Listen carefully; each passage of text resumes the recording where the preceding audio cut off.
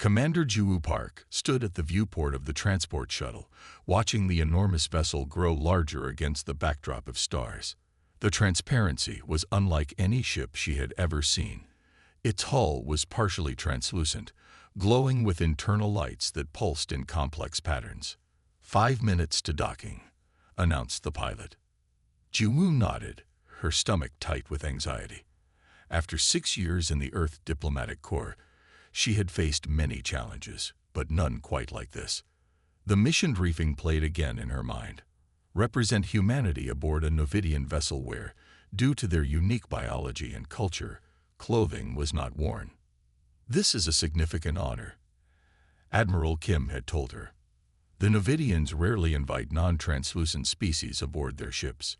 Your success could open diplomatic channels that have been closed for decades. The shuttle slowed as it approached the docking bay, which shimmered like the surface of a soap bubble. Juwu gathered her small bag containing only personal items, no clothing beyond what she wore now. Docking complete, said the pilot. Good luck, Commander. The airlock cycled open with a soft hiss. Juwu took a deep breath and stepped through. The air inside was warm and carried a faint scent like cinnamon and ocean spray.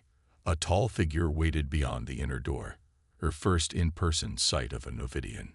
Their body was indeed translucent, revealing shadowy outlines of internal organs.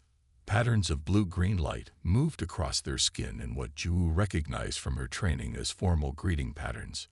Welcome to the transparency, Commander Park, the Novidian said in perfect standard English. I am Ta, First Communication Officer. I will be your guide during your stay. Juwu straightened her shoulders and offered the traditional Novidian greeting gesture, hands open at her sides, palms forward. Thank you for welcoming me aboard, Officer Ta. I'm honored to represent Earth on this mission. Ta's skin flickered with what Juwu hoped was approval. Your preparation is noted and appreciated. Now, if you are ready, we should proceed to the adaptation chamber. Juwu swallowed hard. I am ready. They walked through corridors that seemed to be made of the same translucent material as the hull. Other Novidians passed by, their bodies glowing with patterns that shifted as they noticed the human visitor. Juwu forced herself to maintain eye contact rather than look away from their unclothed forms. Our species evolved with the ability to communicate through bioluminescent patterns, Todd explained as they walked. Clothing blocks this vital form of expression. We understand this practice may be difficult for humans, who evolved with different social norms. I've studied your culture extensively, Juwu replied. But understanding something intellectually isn't the same as experiencing it. Tae's body flashed with a pattern Juwu didn't recognize, a wise observation. That is precisely why cultural exchange programs like this are valuable. They arrived at a door marked with symbols Juwu recognized as the Novidian characters for adaptation. This chamber has been prepared for your comfort, Todd explained. Inside, you will find supplies to help ease your transition. When you are ready, press the communication panel, and I will return to escort you to your quarters. How long do I have? Juwu asked. Take the time you need, Todd replied, patterns shifting to what Juwu recognized as reassurance. First adjustments are not rushed aboard the transparency. Left alone in the chamber, Juwu found a small pool filled with clear liquid, medical supplies, and a data tablet with instructions.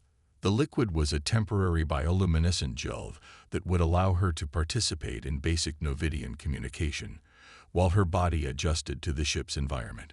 Her hands trembled slightly as she removed her uniform. The room's warm temperature made the physical discomfort minimal, but years of cultural conditioning were harder to overcome. She applied the gel as instructed, watching with fascination as it began to respond to her emotional state, glowing faintly blue around her hands. An hour later, she pressed the communication panel. Tai entered and observed her with interest. The gel responds well to your nervous system, they noted. Many species struggle with the connection. Juwu attempted a simple greeting pattern she had practiced, concentrating to make the gel on her arm pulse in the correct sequence. Tae's body flashed with bright patterns. Impressive. Your pattern speech is clear for a beginner. Their first stop was the ship's medical center, where a Novidian doctor named Duri examined Juwu. Your species has fascinating biology, Duri commented, watching readings on a floating display. So dense and yet so adaptable. Is there anything I should be concerned about in this environment? Juwu asked. No health risks, Duri assured her. The gel will help your skin adjust to our atmosphere. It also provides minimal UV protection, similar to what our natural biology offers. After the examination, Tai led Juwu to the bridge, the heart of the transparency. Unlike the utilitarian command centers of Earth vessels, the bridge was a circular space with what appeared to be few defined stations. Novidians moved freely between different areas, their bodies flashing with operational codes and status updates. The captain, introduced as Menu, greeted Juwu with a formal pattern that rippled across their entire body. Commander Park, Menu said, your presence honors our vessel. The transparency was designed for exploration and understanding. Having a human aboard fulfills our mission in ways we did not anticipate. Thank you, Captain, Juwu replied. I hope to learn much from your crew and share what I can of human perspective. That evening, in her private quarters, Juwu recorded her first mission log. Day 1 aboard the Transparency. Initial contact has been positive. The Novidians have been patient with my cultural adjustment. Their communication through bioluminescence is more complex than our studies suggested. It includes emotional nuances that don't translate well to words. Tomorrow we begin exploring the Cygnus star cluster. Despite the challenges, I feel optimistic about this mission. The discomfort of cultural differences seems small compared to what we might discover together. As she finished her log, she noticed the gel on her skin pulsing gently with calm blue patterns. Perhaps adaptation would be easier than she had feared. 3 weeks into her assignment aboard the Transparency, Juwu Park had established a routine. Each morning began with applying a fresh layer of bioluminescent gel to her skin. The gel had been improved by Duri, the ship's doctor, to better connect with her nervous system. Now it displayed simple patterns that matched her emotional state without conscious effort. Your adaptation progresses well, Tai observed as they shared breakfast in the crew dining area. The food was a blend of nutrients that appeared as clear cubes, but tasted surprisingly like fruit. The gel helps, Juwu admitted, though I still feel like I'm speaking your language with a terrible accent. Tai's body flashed with amusement. Yet we understand you, which is what matters. Many species never achieve even this level of pattern speech. Juwu had noticed that most of the Novidian crew had grown comfortable around her. At first, many had dimmed their patterns in her presence, equivalent to whispering. Now they communicated normally, occasionally pausing to explain patterns that were too complex for her to understand. Today you'll join the science team, Tai explained. We're analyzing data from the nebula we passed yesterday. The science lot was on the lower deck, a circular room filled with floating displays. 3 Novidians worked there, their bodies shifting through patterns that Juwu recognized as analytical sequences. Welcome, Commander Park, said Hana, the lead scientist. Her patterns were precise and geometric, reflecting her logical mind. We've been eager to have you join us. I'm not sure how much help I can be, Juwu said.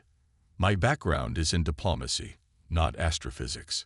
Exactly why we need you, Hana replied. We have plenty of scientists. What we lack is different perspectives. The team was studying radiation patterns from a nearby star system. For hours, Juwu watched as they analyzed data, occasionally asking questions when something wasn't clear. During a break, one of the younger scientists named Jin approached her. May I ask you something personal? Jin's pattern showed curiosity mixed with hesitation. Of course, Juwu replied. We understand that humans cover their bodies for cultural reasons, but does it not interfere with your emotional connections? How do you know what others are feeling without seeing their patterns? It was a thoughtful question that Juwu hadn't considered from this angle. We rely on facial expressions, tone of voice, and body language, she explained. and we've developed many words to describe feelings that you might express in a single pattern. Jin's body pulsed with understanding. So you need more words because you have fewer ways to show feelings directly. Exactly. Our language had to evolve to fill that gap. Later that day, an alarm sounded throughout the ship. Ju was in her quarters reviewing data when the lights shifted to a pulsing red. "All crew to emergency stations," announced Captain Minu's voice. "Environmental system malfunction on Deck 3. Ju wasn't sure what her role should be during an emergency, but she headed toward the bridge. On the way, she encountered crew members rushing through the corridors, their bodies flashing with urgent patterns. When she reached the bridge, Captain Minu was coordinating the response. "Commander Park," Minu acknowledged her. "The air recycling system has failed in the starboard section. Engineering teams are working to restore function." "How can I help?" Ju asked. "The affected area contains our botanical specimens from 7 star systems. They will die without proper atmosphere." Ju recalled her training. "Earth diplomats receive basic emergency response training. I can help evacuate the specimens if needed." Minu's patterns showed surprise, then approval. "Join Rescue Team 2. They're entering the area now." The botanical lab was already filling with a greenish gas when Ju arrived with the team. The Novidians wore protective gear that covered their bodies, the first time she had seen them in any kind of clothing. "These specimens are particularly sensitive," explained the team leader, Shunho. "We need to move them to the backup facility quickly." For the next hour, Ju helped transport delicate plants from various worlds. The work was difficult in the increasingly toxic atmosphere, even with the breathing apparatus she'd been given.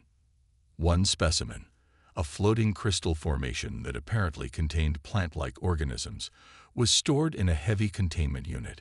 As Chunho struggled with it, the unit began to slip.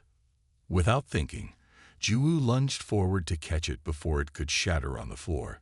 The movement caused her breathing mask to loosen, and she caught a whiff of the green gas. Her vision immediately blurred, and she felt lightheaded. "Commander," Chunho's voice seemed distant as the room spun around her. She woke in the medical bay with Duri and Tai standing over her. "Your quick action saved a specimen that took 3 years to cultivate," Duri told her, patterns showing both concern and admiration. "But you exposed yourself to sickness spores in the process." "Will I be okay?" Ju asked, her throat sore. "Yes, human biology is remarkably resistant to the toxin. Our species would have suffered nerve damage, but you will recover fully." That evening, Captain Minu visited her in the medical bay. "Your actions today demonstrated something important to my crew," Minu said, sitting beside Ju's recovery bed. "What's that?" "That courage and quick thinking aren't unique to any species. Many of my crew were uncertain if a non-Novidian could truly integrate with our team. You've shown them otherwise." Ju smiled weakly. "I just did what needed to be done." "Exactly." Minu's patterns rippled with what Ju now recognized as respect. "Tomorrow we will hold a pattern-sharing ceremony in your honor. It's normally reserved for crew members who have shown exceptional service." "Will I be able to participate with just the gel?" Ju asked. "We've modified the ceremony. The crew will wear the gel as well, so you aren't the only one limited to basic patterns. It's our way of meeting you halfway." After Minu left, Ju recorded in her personal log. Day 23 aboard the Transparency. Today marked a turning point. I came here to learn about Novidian culture, but I've discovered something more valuable. That adaptation goes both ways. They're changing their traditions to include me, just as I've adjusted to their customs. Perhaps true cultural exchange isn't about one side conforming to the other, but about both sides creating something new together. As she spoke, the gel on her skin pulsed with patterns of hope and belonging that any Novidian would understand perfectly. 2 months into the mission, the Transparency had reached the outer edge of the Cygnus star cluster. The ship hovered near an uncharted region of space that the star charts simply labeled the Veil. Ju stood on the observation deck, watching the strange cosmic formation. Unlike a typical nebula, the veil appeared to shift and change as she looked at it. Sometimes it seemed red, other times blue, with no clear pattern to the changes. Beautiful, isn't it? Todd joined her at the viewport. Their body pulsed with patterns of scientific curiosity. It's unlike anything I've ever seen, Ju replied. Why does it change color like that? That's what puzzles us, Ta said. Our sensors detect nothing unusual, just normal space dust and radiation. Yet we all see the color changes. Ju frowned. Wait, you see them too? I thought maybe it was just my human vision. No, we all see it. But here's something interesting. When we compare notes, we don't agree on when the colors change. The next morning, Captain Minyu called a meeting of the senior crew. Ju joined Ta, Hana, and the other department heads in the circular conference room. We've been observing the veil for 26 hours, Minyu began, and our instruments still show nothing unusual. Yet our visual observations continue to record color shifts that follow no logical pattern. Hana's body flashed with frustration. We've tried every sensor configuration. Nothing explains what we're seeing. Perhaps we're approaching this wrong, Ju suggested. Everyone turned to look at her. Despite 2 months aboard, she still felt like an outsider during scientific discussions. What do you mean? Hana asked. We're assuming this is a physical phenomenon that our sensors should detect. But what if it's something else? Something that affects perception directly. The room fell silent. Then Tae's body lit up with excitement. A perceptual phenomenon. Of course, that would explain why we see different color shifts at different times. Ju continued. On Earth, we have optical illusions that trick the brain into seeing things that aren't physically there. Maybe the veil is something similar, but on a cosmic scale. Captain Minyu's patterns showed approval. A good theory. How do we test it? We need to record how different species perceive the veil, Hana said. Commander Park, would you help us design an experiment? For the next week, Ju worked with the science team. They set up a simple test. Observers from different species would record exactly when and how they perceived color changes in the veil. Besides Ju and the Novidians, there were 2 other non-Novidian crew members who could participate. Rua, a plant-like being from the Solar System, and Karo, an insectoid species from Proxima Centauri. The results were fascinating. Each species saw completely different patterns of change. Even more interesting, individuals within the same species sometimes saw different changes. Look at this. Ju pointed to a data visualization showing when each observer recorded color shifts. There's no correlation between species, but there is a pattern in the timing. Hana studied the display. The intervals between shifts. They're not random. They form a mathematical sequence, Tae realized, like a code or a language. Excited, the team worked through the night, analyzing the pattern. By morning, they had translated part of the sequence into mathematical equations. It's a signal, Hana announced at the emergency meeting called by Captain Minyu. The veil isn't a natural phenomenon. It's a communication device, sending different messages depending on how your visual system works. But who created it? And why? Minyu asked. We don't know yet, Ju admitted. But we've translated enough to know it's directing us towards something at the center of the veil. Captain Minyu considered this information. Could it be dangerous? Possibly, Ta said. But this could also be the most important discovery in Galactic Confederation history. After careful consideration, Minyu decided to proceed. The transparency would enter the veil, following the coordinates embedded in the visual patterns. As they approached the coordinates, something unexpected happened. The ship's systems began to respond to the veil's patterns without any input from the crew. Displays flickered with new information. The navigation system adjusted course automatically. It's interfacing directly with our technology, Hana said, her patterns showing alarm. Should we shut down the systems? Ju asked. I'm not sure we can, Tae replied. Whatever this is, it's beyond our current understanding. Then, As suddenly as it had started, everything returned to normal. The ship's systems resumed standard operation. Ahead of them, the veil had parted, revealing what looked like a perfectly smooth spherical object about the size of a small moon. Sensors detecting unusual material composition, Hannah reported. It doesn't match any known element or compound. Is it artificial? Minu asked. Definitely, Hannah confirmed. And it's broadcasting some kind of signal, different from the veil's patterns, but clearly related. Jiwoo stared at the sphere. It's a library, she said suddenly. Everyone turned to look at her. What makes you say that? Tai asked. The way it communicated with our systems. It was testing us, figuring out how we process information. Now it's offering us access to something. Captain Minu considered this. Can we receive this signal safely? I believe so, Hannah said after checking her instruments. It appears to be just data, not a control signal like before. Receive it, Manu ordered. The data streamed into the ship's computers. As they reviewed it, the crew fell silent in awe. The sphere contained scientific knowledge far beyond anything known to the Galactic Confederation, star maps of regions they had never explored, physical principles they had never discovered, and biological information about thousands of species they had never encountered. This changes everything, Ta whispered, their patterns showing wonder. Later, in her quarters, Jiwoo recorded a message for Earth. We've discovered what appears to be a repository of knowledge left by an unknown advanced civilization. The most remarkable thing is how it communicates, through perceptual differences between species. No single species could have found this alone. The Novidians needed my human perception, just as I needed their pattern recognition abilities. This discovery was only possible because we worked together across our biological differences.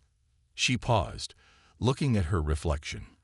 The bioluminescent gel on her skin pulsed with patterns of excitement and wonder that matched exactly what she felt inside. Captain Minu says this is just the beginning. The sphere contains coordinates to other repositories scattered across the galaxy. Each one apparently requires different perceptual abilities to access. We're already planning the next expedition, this time with an even more diverse crew. It seems the creators of these repositories valued the same thing we're learning to value. That our differences are not barriers to overcome, but tools that help us see the universe more completely. The alarm blared without warning, its harsh tone cutting through the calm atmosphere of the transparency. Jiwoo bolted upright in her bed, momentarily disoriented until the emergency lighting activated, bathing her quarters in pulsing red. All crew to stations. Captain Minu's voice came through the communication system. Unknown vessels approaching. This is not a drill. Jiwoo quickly applied her bioluminescent gel and hurried to the bridge. The corridors were filled with Novidians rushing to their posts, their skin patterns flashing with urgent communication codes. When she arrived, the bridge was in controlled chaos. Captain Minu stood at the central command position, their body glowing with intense patterns that Jiwoo now recognized as strategic planning mixed with concern. Commander Park, Minu acknowledged her. We have 3 unidentified ships on approach vector. They've ignored all communication attempts. Jiwoo looked at the main view screen. 3 dark, angular vessels were visible against the starfield, moving with purpose toward the transparency. Any idea who they are? She asked. Ta, monitoring communications, answered. Their design matches nothing in our database. However, long-range scans detect weapon systems powering up. Defensive posture, ordered Captain Minu. Shields at maximum.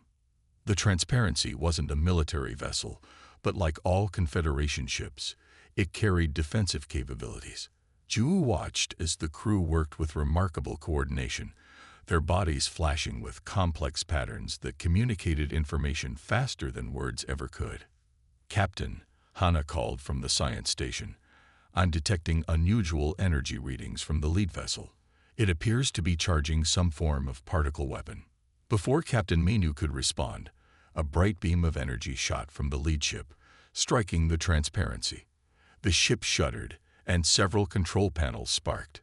Shields holding at 82%, reported Chuno from the engineering station.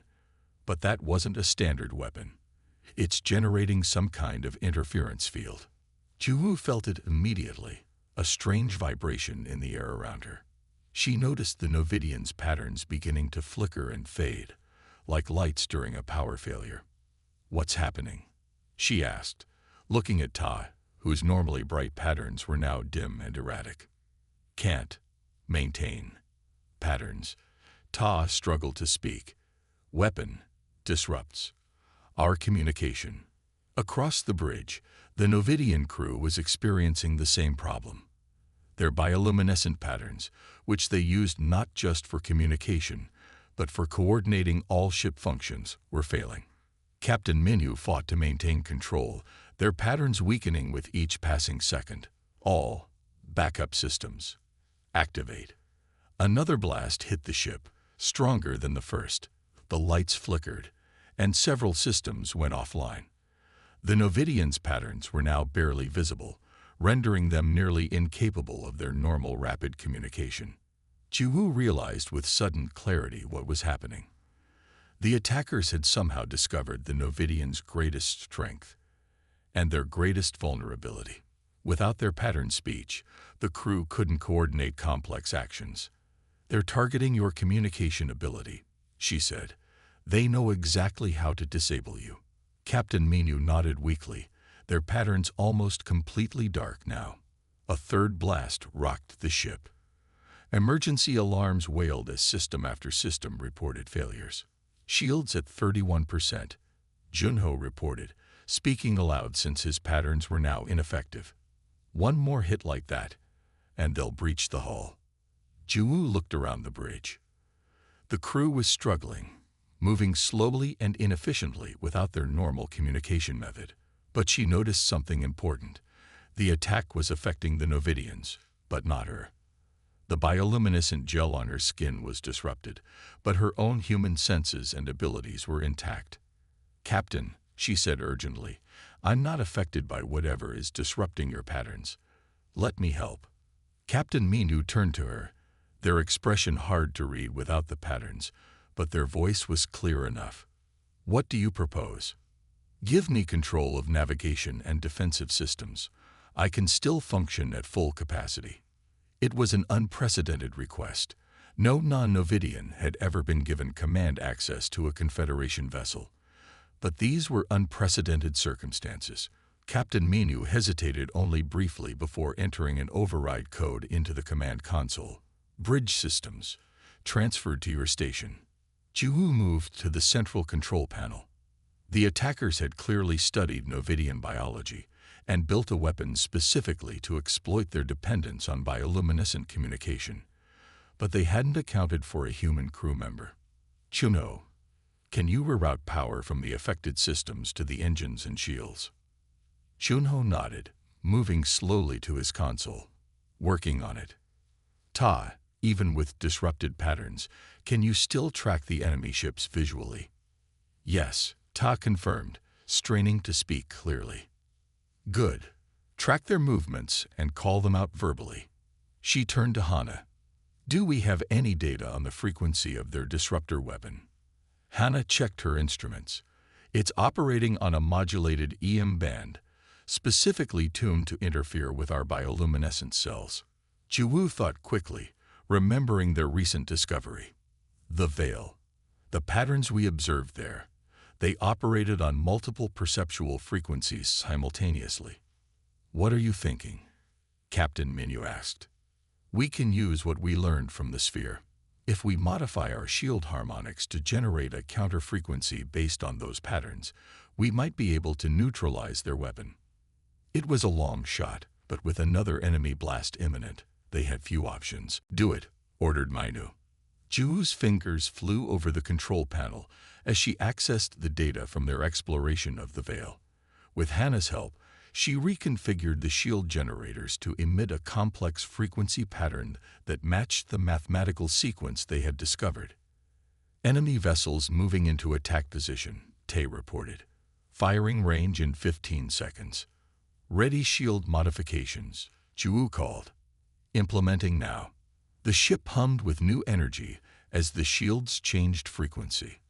When the next attack came, the beam struck the transparency, but instead of the expected damage, the energy seemed to ripple across the shields, dispersing harmlessly.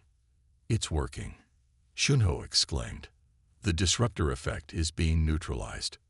Throughout the bridge, the Novidians' patterns began to strengthen again. Within moments, their normal luminescence had returned, allowing them to resume their efficient communication. Captain Minu's body glowed brightly with restored patterns. Tactical control. Target their weapons systems. Prepare to return fire. With their advantage lost, the attacking vessels seemed to reconsider. Before the transparency could launch a counterattack, the three ships turned and accelerated away, quickly jumping to faster than light speed. "They're retreating," Ta confirmed, their patterns now showing relief mixed with lingering concern. As the immediate danger passed, the bridge crew turned to Ju, their bodies pulsing with patterns of gratitude and respect. "Your quick thinking saved this ship and its crew," Captain Minu said formally, their patterns displaying the highest form of Novidian honor. "You understood our weakness and found a way to overcome it." Ju shook her head. "I only applied what we learned together. The solution came from understanding both Novidian and human perspectives, just like when we discovered the sphere." Later, as repair teams worked to restore damaged systems, Ju sat with Tai in the observation lounge, watching the stars. "Those ships knew exactly how to attack us," Ta said quietly. "They studied our biology and created a weapon specifically designed to disable us." "Someone doesn't want us exploring further," Ju observed. "They don't want us accessing more of those knowledge repositories." "Which means we're on the right path," Tai replied, their patterns showing determination. "And now we know something important." "What's that?" "That our greatest strength is not our individual abilities, but our differences working together. They targeted Novidians, but they didn't account for humans." Ju nodded, watching the gel on her arm pulse in harmony with Ta's patterns. "Next time, they'll be prepared for both of us." "Then next time," Ta said, "we'll need even more diversity on our crew." The Grand Assembly Hall of the Galactic Confederation glowed with the light of thousands of representatives from hundreds of worlds. It had been 6 months since the Transparency's encounter with the hostile vessels, and today was the formal presentation of their findings. Ju Park stood next to Captain Minu at the central platform, trying not to show her nervousness. The bioluminescent gel on her skin betrayed her anyway, pulsing with quick flickers that any Novidian could read as anxiety. "You'll do fine," Ta whispered beside her. "Just speak from experience." The High Counselor, a tall Novidian named Sora whose patterns showed centuries of wisdom, raised their hands for silence. The murmur of voices and glow of patterns throughout the hall dimmed. "We gather today to hear the report of the Transparency mission," Sora announced. "A mission that has changed our understanding of interstellar exploration. Captain Minu, you may proceed." Captain Minu stepped forward, their body glowing with formal patterns. "Honored representatives, our mission began as a simple cultural exchange and scientific survey. It became something far more significant." Minu gestured to the display behind them, which showed images of the veil and the mysterious sphere they have discovered. For the next hour, the captain explained their discoveries, the ancient knowledge repositories, the perceptual communication method that required different species working together, and finally, the attack by unknown forces who seemed determined to prevent further exploration. "And now," Minu concluded, "I invite Commander Ju Park of Earth to address the assembly. Her presence on our vessel proved vital in ways none of us could have predicted." Ju stepped forward, feeling the eyes of thousands of beings upon her. She was the first human to address the full Confederation Assembly. "Thank you, Captain Minu." She took a deep breath. "I came aboard the Transparency to learn about Novidian culture. I was prepared for differences in biology, communication, and social norms. What I wasn't prepared for was how these differences would become our greatest strength. The display changed to show data from their encounter with the hostile ships. When we were attacked with weapons designed to disrupt Novidian communication, it was the presence of a different biology, my human biology, that allowed us to respond effectively. This wasn't luck. It was a perfect demonstration of the principle we had already discovered in the ancient repositories. The assembly listened intently as Zhu explained how the ancient civilization had designed their knowledge to be accessible only through the combined perceptual abilities of multiple species. They understood something we're just beginning to learn, she continued, that no single species can perceive all aspects of reality. Only by combining our different ways of seeing can we access the full picture. Zhu paused, looking around at the diverse assembly. The Confederation has always valued cooperation, but mostly as a means of maintaining peace. I believe these discoveries invite us to go further, to see our biological and perceptual differences not just as challenges to overcome, but as essential tools for exploring the universe. When she finished speaking, the hall was silent for a moment. Then patterns of light began to pulse throughout the assembly, the Novidian equivalent of applause, soon joined by the various sounds and gestures of approval from other species. High Counselor Sora approached the platform. Based on your experiences and discoveries, what do you recommend as our next course of action? Captain Minu and Zhu exchanged glances. They had discussed this question extensively during their journey back to Confederation space. We propose a new class of exploration vessels, Minu answered. Ships designed from the beginning for multi-species crews, with systems and environments that accommodate many different biologies and perceptual abilities. And not just as passengers or observers, Zhu added, but as equal crew members, each contributing their unique perspectives and abilities to the mission. Ta stepped forward, joining them. We've already begun designs for such a vessel. We call it the Perspective. The display showed their concept, a ship unlike any in the Confederation fleet. Unlike the uniform design of most vessels, the Perspective featured distinct sections optimized for different environmental needs, all connected by adaptive transition zones. This ship will be able to house crew members from at least 12 different biological categories, Tai explained. Each section is designed to maximize the natural abilities of its inhabitants while still allowing interaction with other species. The presentation continued with technical details, but Zhu found her attention drawn to the reactions of the assembly. Representatives were leaning toward each other, their bodies or faces or appendages showing clear interest and excitement. The idea was resonating in a way she hadn't dared hope for. After the formal session ended, Zhu found herself surrounded by representatives eager to learn more about the human perspective on their discoveries. A small crystalline being approached, moving on a cushion of air. Your words were most illuminating, it said through a translation device. My species perceives primarily through electromagnetic field variations.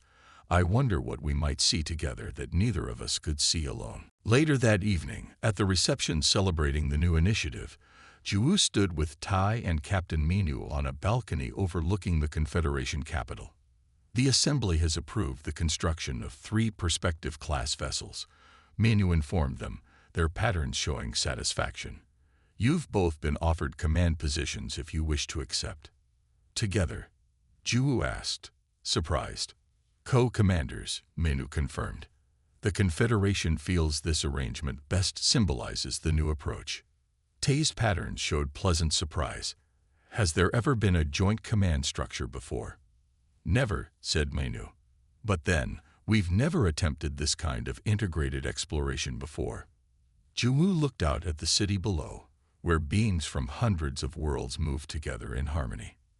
When I first came aboard the Transparency, I was so focused on adapting to your culture that I missed the larger opportunity, she said. I thought successful cultural exchange meant becoming more like each other. And now? Tai asked. Now I understand it's about creating something new together, something neither of us could create alone. Captain Minu's patterns shifted to a rare form that Zhu had learned indicated deep philosophical reflection. There's an old Novidian saying, Menu said. The light of understanding comes not from seeing more, but from seeing differently.